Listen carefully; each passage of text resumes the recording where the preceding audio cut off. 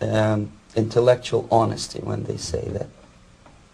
Well, we've spoken about the intellectuals in this country and also the intellectuals in the Soviet Union. What about down at the broad mass level? Do the people in general, the working people, the workers in general in the Soviet Union, do they support the system? Do they tolerate it? What is their attitude? Well, average Soviet citizen, if there is such an animal, of course, does not like the system because it hurts, it kills. He may not understand the reasons. He may not have enough information or educational background to understand. But I doubt very much there are many people who are conscientiously supporting the Soviet system. There are not such people in USSR. Even those who have all the reasons to enjoy socialism, people like myself, who were a member of journalistic elite, they also hate system for different reasons, though. Not because they lack material affluence, but because they are unfree to think, they're in constant fear, duplicity, split personality, and this is the greatest tragedy for my nation. Well, what do you think are the chances of the people actually overcoming their system or replacing it? There is a great possibility that system will sooner or later be destroyed from within. There is a self-destructive mechanism built into any socialist or communist or fascist system. Because there is lack of feedback, because the system does not rely upon loyalty of population. But until this Soviet junta is being supported by the Western so-called imperialists, that is, multinational companies, establishments, governments, and let's face it, intellectuals, so-called academia in the United States is famous for supporting the Soviet system. As long as the Soviet junta will keep on receiving credits, money, technology, grain deals, and political recognition from all these traitors of democracy or freedom, there is no hope, there is not much hope for changes in my country, and the system will not collapse by itself simply because it's being nourished by so-called American imperialism. This is the greatest paradox in history of mankind, when capitalist world supports and actively nourishes its own destructor. I think you're trying to tell us something. Oh, in yes. This country. Mm-hmm. I'm trying to tell you that it has to be stopped unless you want to end up in Gulag system and enjoy all the advantages of socialist equality, working for free, catching fleas on your body, sleeping on the planks of plywood in Alaska this time, I guess. Mm-hmm. That's where Americans will belong, unless they will wake up, of course, and force their government to stop aiding Soviet fascism. Mm-hmm. Well, you told us a moment ago why you left the system. I'd like to hear the details of how you did it. It must have been a very dangerous thing. It was not so dangerous, it was crazy. First of all, because defecting in India is virtually impossible, thanks to very strong pressure from the Soviet government. Excuse me, you were in India on assignment at that time? Yes, I was working for the Soviet embassy in New Delhi as a press officer. Mm-hmm.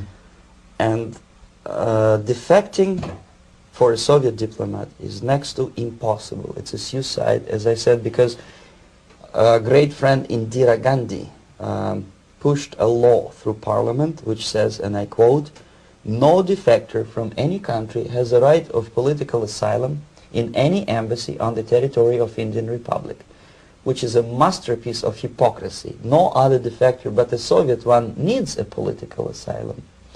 So knowing that perfectly well, I planned a craziest possible way to defect. I studied counterculture in India. There were thousands of young American boys and girls with no shoes, long hair, smoking hash and marijuana, studying sometimes Indian philosophy, sometimes simply pretending that they studied. And they greatly annoyed Indian police, and they were laughing stock of Indians because obviously They were good-for-nothing students. I studied carefully where they congregate, what routes they travel, what language they speak, what do they smoke. And one day I simply joined a group of hippies to avoid detection of Indian police. I was dressed as a typical hippie with blue jeans, long camise shirts with all kind of nice decorations like beads, long hairs. I bought a wig because for several weeks I had to turn myself from a conservative Soviet diplomat into a very progressive American hippie.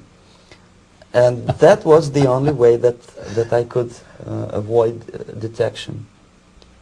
It was very interesting experience, but it was necessary because from my own knowledge as a member of Soviet embassy staff, I knew that there were many cases when Soviet defectors were betrayed by Indian police, and also some Western embassies played a very dirty role in betraying the Soviet defectors. According to our information, they were some, I wouldn't call them double agents, but simply immoral people working for this for the United States embassy, and confining in people like this would be a suicide. So I had to be extremely careful. I could not trust anyone, and that was the reason for such a crazy way to defect. Well, had you been caught in the act of trying to get out, what would have happened to you? Oh, most likely I would end up in concentration camp, or depending on the situation and on the whim of some bureaucrat in KGB, maybe even executed. This is normal practice, quietly, of course, not publicly.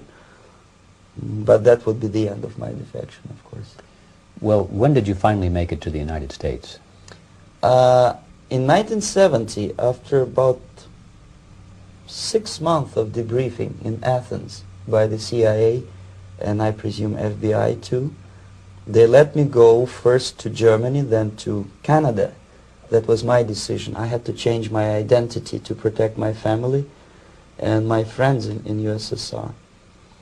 And also I was a little bit paranoid, knowing that both Soviet KGB and probably some double agents within the American system may be after me. So I wanted to settle down as far away as possible. I requested CIA to give me some kind of new identity and just let me go on my own. And I settled in Canada. I was a student. I changed many professions, from farm help and laundry truck driver to language instructor and broadcaster for Canadian Broadcasting Corporations in Montreal.